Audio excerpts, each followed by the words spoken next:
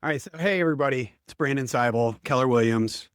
Just want to give you a quick update on what's really happening in the Denver metro area as far as real estate goes.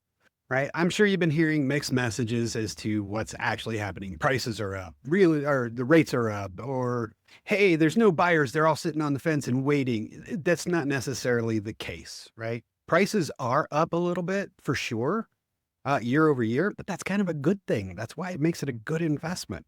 Right.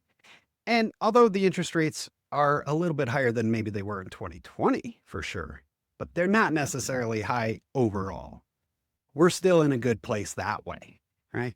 And as far as the buyers sitting on the fence, let me tell you what, right now, buyers that are in the market actually want to buy. So if you're putting your house on the market to sell, might be a great time. And if the home is on the market to sell, guess what, buyers? They actually want to sell. They don't want to sit on the market over the holidays. They don't want to sit on the market through the dark times. They want it to sell as well. So this is a great time that we can actually get together and make something happen.